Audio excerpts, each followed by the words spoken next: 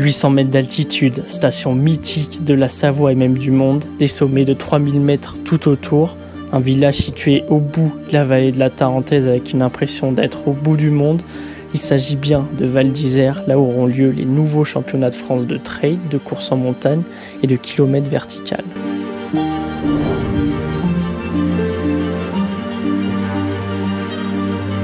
Il s'agit de l'une des destinations les plus prisées l'hiver pour son immense domaine skiable. Et pour cause, 450 km de piste, capacité de 15 000 lits pour accueillir les vacanciers. Sauf que ça y est, la neige a laissé place au sentier escarpé de la Vanoise. Il est l'heure pour ces fabuleux chemins d'accueillir un parcours de 70 km avec plus de 5000 mètres de dénivelé positif, ainsi qu'un sommet à 3400 mètres d'altitude max, avec une moyenne de 2500 mètres.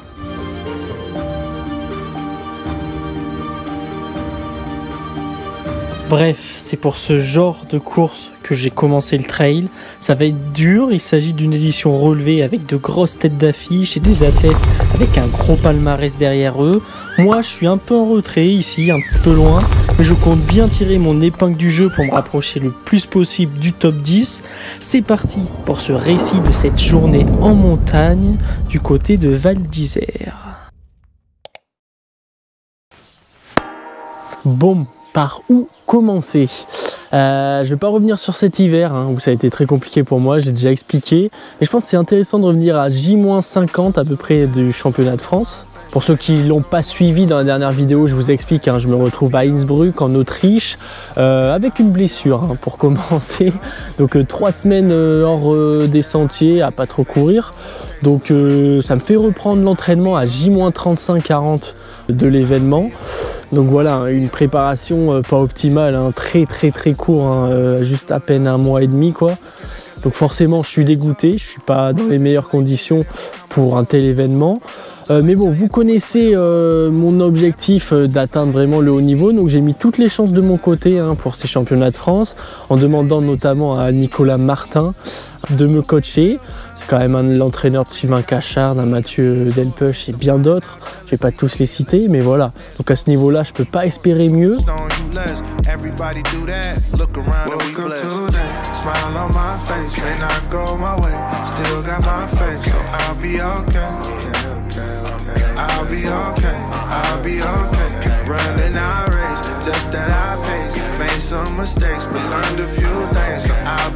Même si bon, ça n'arrive pas à un moment vraiment où je me sens le mieux.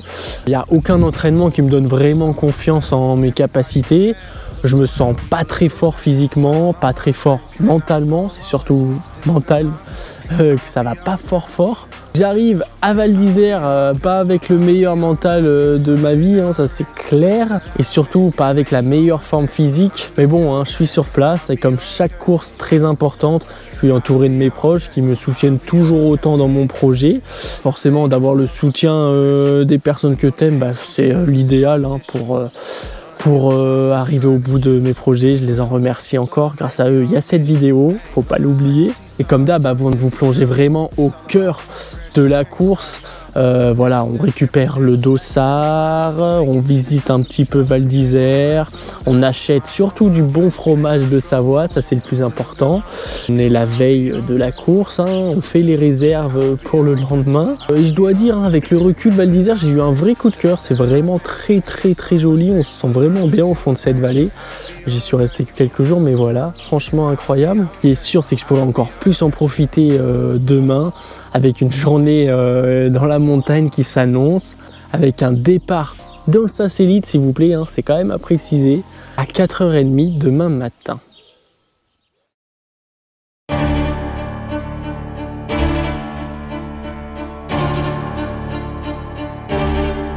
Ça va être cool et puis je vais prendre du plaisir et puis ça va le faire.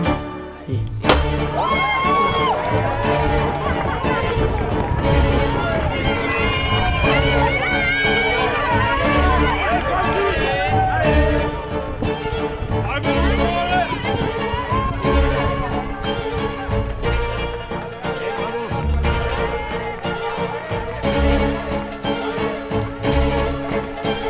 Bonjour à toutes et à tous, bienvenue ici à Val d'Isère. Voilà, on est dans les coulisses du live ce matin. La deuxième vague se met en place progressivement. On devrait assister aussi au départ de cette vague depuis un peu plus haut.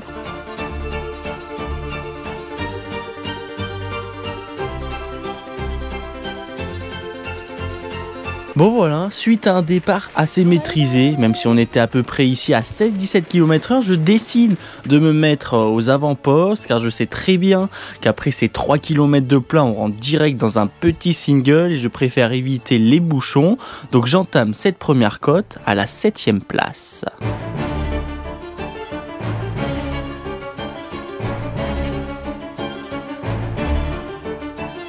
Et bon, je l'avais repéré cette première côte et je sais très bien sa difficulté, 4 km 3 pour 970 mètres de dénivelé. Moi qui suis toujours assez nul au départ, ça risque de me faire mal d'entrée. Et justement, d'entrée, c'est une boucle de 15 km dans la montagne, perdue où on ne verra personne, avec d'abord le passage de Picheru à 2760 mètres d'altitude, avant de redescendre au lac de la Sassière à 2460, avant de remonter au col de la Bailletaz 2840 pour atteindre enfin 1000 mètres plus bas le village du Fornay, lieu de la civilisation et du premier ravito.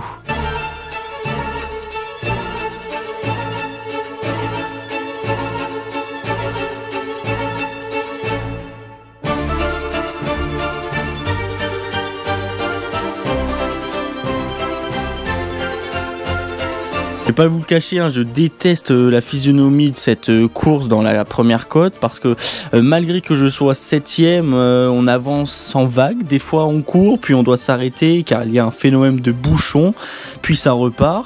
Je sens pas que ça va très vite, mais bon, comme d'hab, début de chaque course, j'y arrive pas trop et cette fois-ci n'échappe pas à la règle. Donc je passe cette première côte en 20e position.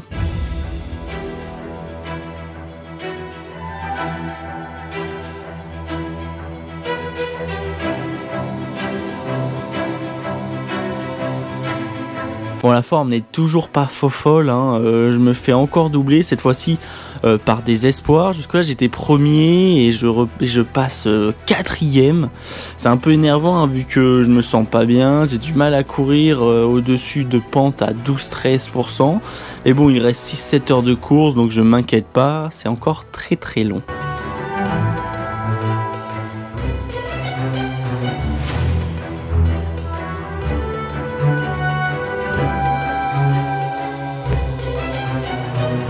Et même si je m'inquiète pas, bon, ça commence quand même pas très bien, à tel point que j'arrive quand même 30ème en haut du col en attaquant la descente vers le premier ravito.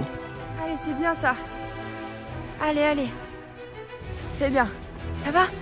Mais si, allez, ça va revenir. Allez, ça va le faire. Accroche-toi, tu t'accroches, ok?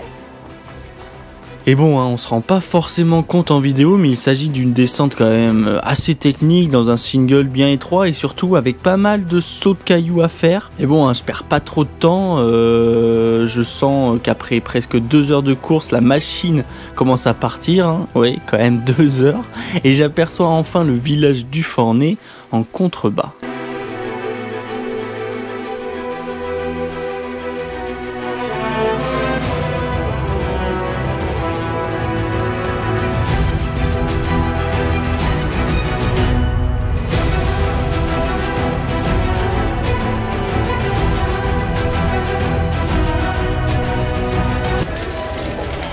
Allez, allez, allez, allez, allez, allez.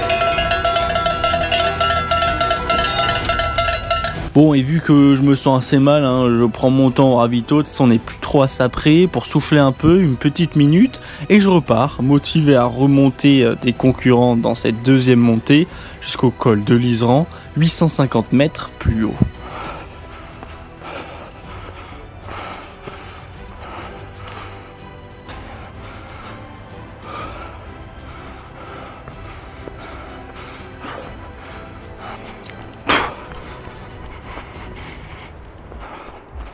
Et clairement, je suis 100 fois mieux. J'arrive à courir un peu partout. Je rattrape au moins 1 à 2 minutes sur la deuxième féminine. Mais surtout, je ressens plus de congestion aux cuisses malgré le trottinement dans du 15-20%. C'est dans ces conditions que j'entame la deuxième partie de la montée tambour battant. Allez Val, ça va et toi? Tant mieux. Les chaussures bien? Super, c'est une belle journée Val, profite-y.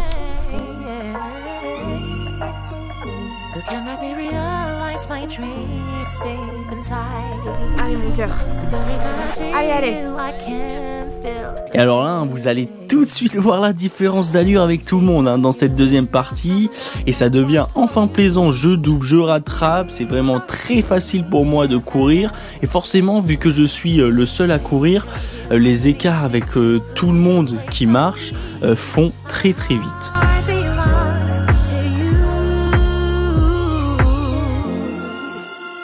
Be a hero. Your measurements and by the gods.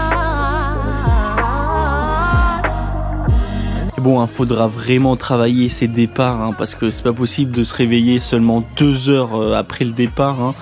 Mais bon, c'est comme ça. Je commence enfin à faire ma course à une vitesse qui correspond à mon niveau, ce qui me permet d'arriver au col de l'Isran, deuxième ravito, à la 28e place. Bon, je suis loin de la tête de Benjamin Roubiol et de Louison Coiffé, qui sont à 10 minutes déjà. Mais bon, ils l'ont monté la deuxième côte que 1 minute 30 plus vite que moi. Ça montre bien que je suis revenu un peu dans le jeu après un départ difficile.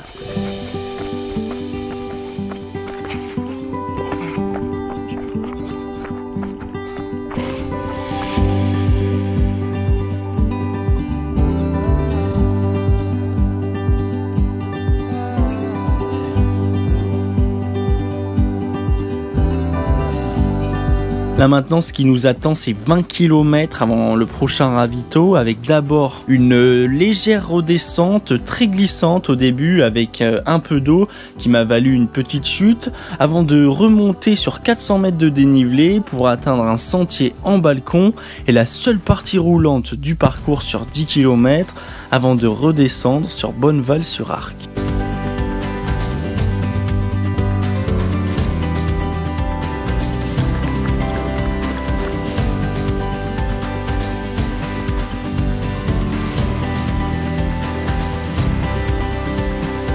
Et bon, je descends plutôt correctement à tel point que j'entame la côte en compagnie de la grande Anne-Lise Rousset, première femme. Comme vous pouvez voir, j'aurais bien voulu doubler ici pour aller à mon rythme qui est un peu plus rapide, mais dans ces singles, c'est pas évident. Et surtout de doubler, ça demande un effort, une petite accélération dans du hors-sentier. Alors j'attends la route pour le faire. C'est parfait même. T'es en train de remonter, c'est génial. T'es en train de faire une super course. Allez mon Val. Tu t'es en train de vraiment bien remonter là.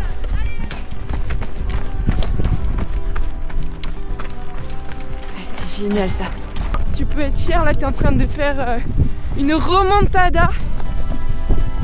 T'as espoir de te rendre. Tu viens de doubler Anne-Lise. Et cette remontée, un droitement de pentue, j'avoue, elle fait très très mal. Mais bon, j'ai enclenché le mode remontada et là, je me dois de le poursuivre. Alors, c'est ce que je vais faire avec en ligne de mire 2 espoirs en jaune que je vais doubler pour un ici et pour l'autre dans le début du sentier balcon.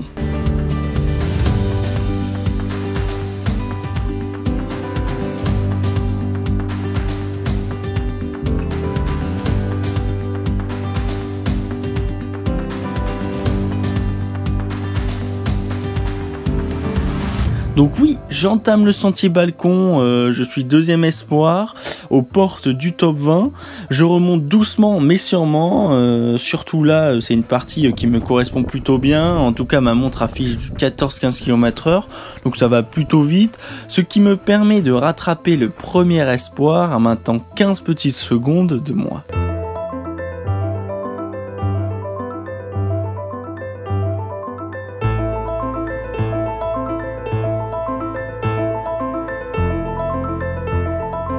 Sauf qu'avant d'attaquer la vraie redescente vers Bonneval, après avoir fait 5 km de plat où on a remis un peu de rythme, voilà, on doit se taper une montée dans du 7-8%, ça monte pas trop, mais les gens quand même ça fait mal de revenir dans une pente.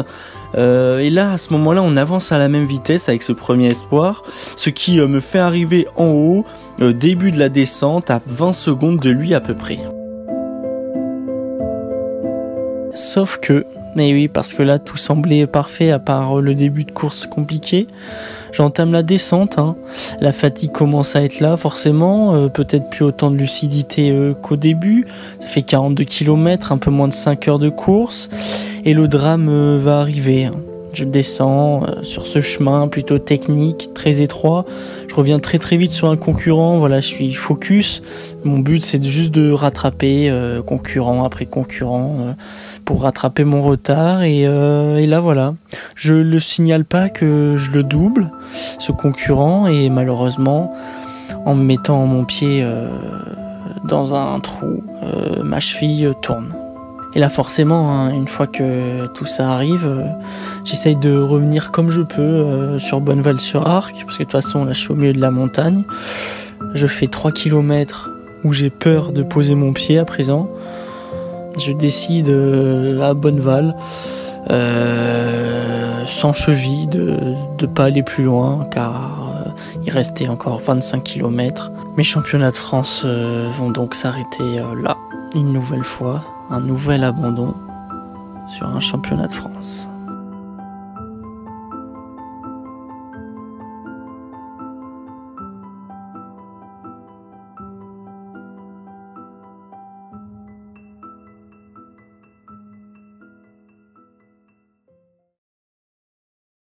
Voilà, course terminée, plus vite que prévu, ça c'est sûr. Pour vous expliquer un peu ce qui s'est passé, je me suis tordu la cheville une première fois, puis ensuite j'ai essayé de repartir, une deuxième fois ça a retourné, puis de repartir 3 pas plus tard, bam, ça a retourné. Donc voilà, conclusion, ma cheville tenait plus. Donc voilà, Bonneval avec la douleur et le fait que je pouvais plus envoyer en descente, j'ai décidé d'arrêter et de rendre mon dossard. Voilà, en tout cas, j'espère que cette petite vidéo vous aura plu, ce récap des championnats de France.